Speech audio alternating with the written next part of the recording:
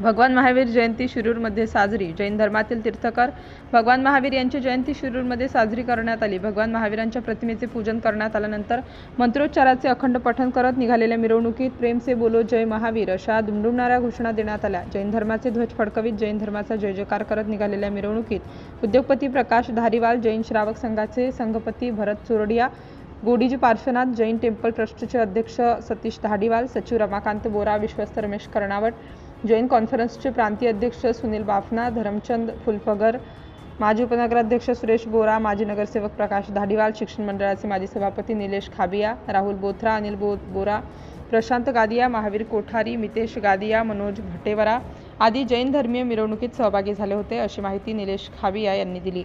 भगवान महावीरांचे गुणगौरव करणारे चित्ररथ मिरवणुकीतील आकर्षण ठरले.